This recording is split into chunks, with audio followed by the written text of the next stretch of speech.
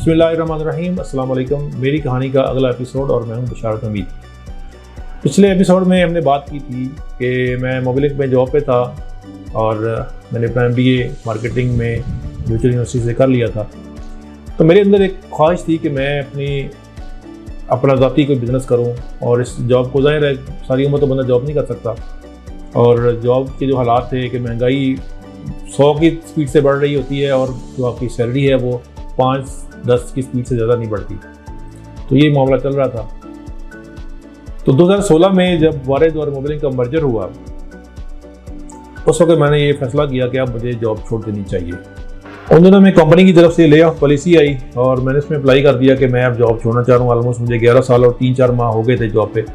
तो मैंने ये सोचा कि मेरे पास अब जो ये वक्त है, यही बेहतरीन वक्त है कि मैं अपनी पूरी एनर्जी के साथ अपना काम उसको शुरू भी कर सकता हूँ और उसको आगे भी बढ़ा सकता हूँ।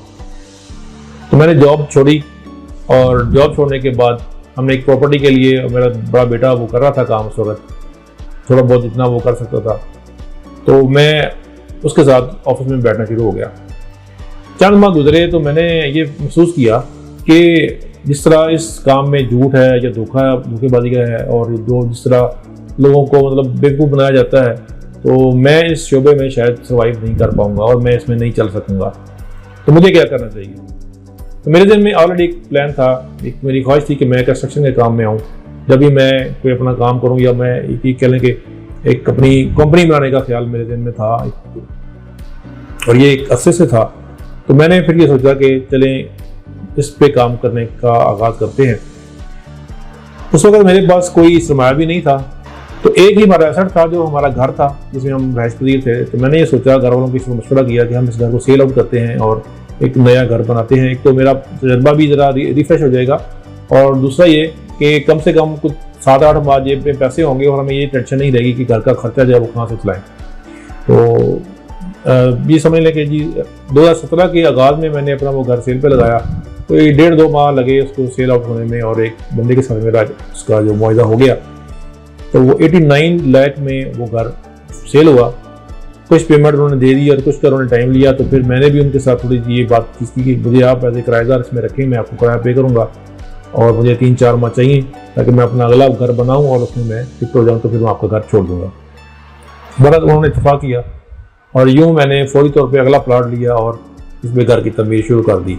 इसी दौरान मैंने अपने हल्का अहबाब में ये बता दिया था कि मैं अब कंस्ट्रक्शन के काम में आ गया हूँ और मैं ये काम कर रहा हूँ। तो आपके पास कोई प्रोजेक्ट हो, कोई आपके पास कोई ऐसा जान पहचान वाला बंदा हो जो अपना घर बनवाना चाहे, तो मैं ये खिदमात की सर्विसेज दे सकता हूँ।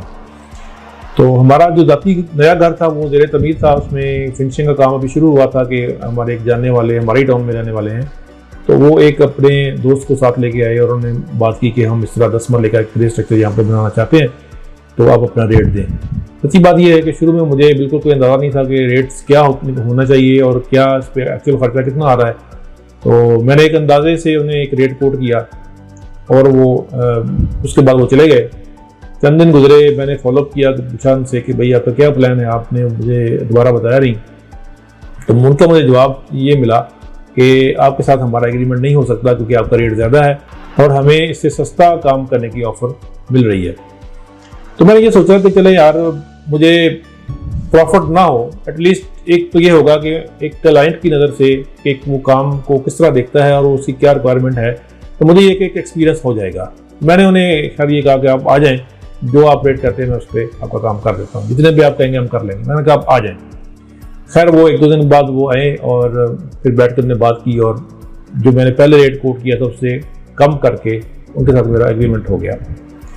और जब काम शुरू हुआ और हमने पहले दिन खुदाई के बाद उसमें वो जो बजर मिक्स करके डालते हैं पत्थर सीमेंट और रेत के साथ, वो डला हुआ था। तो नेक्स्ट डे वो विजिट पे आए तो साइड पे उन्होंने वो ना पाँव से जिस तरह उसको मारा और अभी क्योंकि नरम ही था, वो ताज़ा हुआ था, तो वो रेत और सीमेंट जो है ना वो थोड़ा उखड़ गया। तो वो बड़े नाराज से होकर बात उन्होंने की कि ये देखें आप क्या कर रहे हैं, आप रेत लगा रहे हैं सारी। और सच्ची बात ये कि मैं बड़ा परेशान हुआ कि यार ये अभी तो आज आगाज़ है इस काम का, अब इस तरह ये शुरू के दिन ही ये इस तरह मसले बन रहे हैं, तो फिर आगे ये पूरा प्रोजेक्ट किस तरह पाए तकमील तक पहुँचेगा। फिर खैर हमने जो हमारे हेड सुपरवाइज़र थे उन्होंने उनको बताया कि ये इस तरीके से ही होता है और हमने जो स्टैंडर्ड रेशियो की है वही यूज़ की है और ये थोड़े दिनों तक ये हार्ड बनेगा। ये फौरी तौर पे ये नहीं होता कि आप आज इसको मतलब कंक्रीट करके डालें और अगले दिन ये सख्त हो जाए, ऐसा नहीं होता, इसमें थोड़ा टाइम लगता है। तो खैर अगले दिन चुनाई शुरू हो गई, फिर थोड़ा बहुत उनकी तरफ से इस तरह कोई इंतजामत आई और काम खैर चलता रहा। कुछ थोड़ा बहुत हमने उनको समझाने की कोशिश की। जब बुनियादें पूरी हो गई उस वक्त तक उनको हमारे साथ ये कह लेंगे एक उनकी और हमारी एक ऐसी अंडरस्टैंडिंग बन गई थी कि उन्हें ये यकीन हो गया कि जो हमने उनके साथ तय किया है हम उससे डेविएट नहीं करेंगे। और आप यकीन करें कि उसके बाद उन्होंने साइट पे आना ही छोड़ दिया और उस वक्त चक्कर लगाया जब उन्हें ये कहा कि हमें पेमेंट की ज़रूरत है, आप हमें पेमेंट दे जाएं। उसके अलावा वो साइट पे नहीं आए। और जिस दिन पहले ही उनकी छत का लेंटल था उस दिन उनके दोस्त भी आए हुए थे, तो वो खाना वाना भी होता है, आप जानते ही हैं। तो उस पर बैठे हुए ये बात कर रहे थे, तो उन्होंने ये बात बाकायदा तौर पे अपने दोस्त को कही कि मैंने उन्हें ये कहा था कि आप अभी हमारे साथ शुरू में हमारी वाकफियत नहीं है, इसलिए थोड़ा आप हमारे साथ इस तरह कर रहे हैं, थोड़ा आप चलेंगे तो इंशाल्लाह आपको साइड पे आने की ज़रूरत नहीं पड़ेगी। और यही बात उन्होंने अपने दोस्त को कही कि वाकईतन मुझे साइड पे आने की ज़रूरत नहीं पड़ी और जिस तरह इन्होंने कहा वैसा ही इन्होंने किया। तो खैर वो ग्रे स्ट्रक्चर मुकम्मल हुआ और अल्लाह ताला ने इसमें से हमें एक मुनासिब रोज़ी भी दी। इसके बाद उनकी जॉब आउट ऑफ कंट्री थी, तो वो अपने जॉब पे चले गए। 2 साल बाद तकरीबन उनका चक्कर वापसी दोबारा लगा, तो वो मेरे पास आए और उन्होंने मुझे कहा कि हमने इसकी अब फिनिशिंग भी स्टार्ट करनी है और ये आप नहीं करनी है। मेरा ख्याल उस वक्त शायद उनकी फिनिशिंग का एस्टीमेट कोई 40 लाख के करीब था। तो उन्होंने मुझे 20 लाख रुपया कैश पकड़ाया कि आपके ज़िम्मे है, अब आपने ही करना है, जो करना है, मैं जा रहा हूँ। और सारी फिनिशिंग उनकी हमने की और उसके बाद उन्हें अभी इस घर में शिफ्ट हुए भी कई साल हो गए हैं और अल्हम्दुलिल्लाह उनके साथ मेरा बड़ा अच्छा ताल्लुक है। तो हमारा ये टारगेट रहा कि हम अपने काम में पैसे को अहमियत ना दें, पैसे को टारगेट ना करें, बल्कि अपनी क्रेडिबिलिटी और इज़्ज़त को टारगेट करें। और इसी मोटो को लेके हम आज तक चल रहे हैं।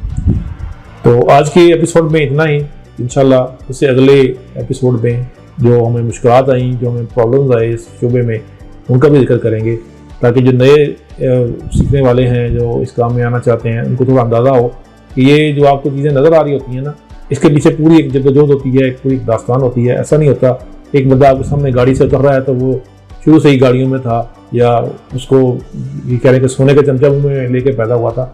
एक स्ट्रगल आपको करनी पड़ती है, एक फेज़ जो होता है कारोबार में अप डाउन का, वो आपको फेस करना पड़ता है।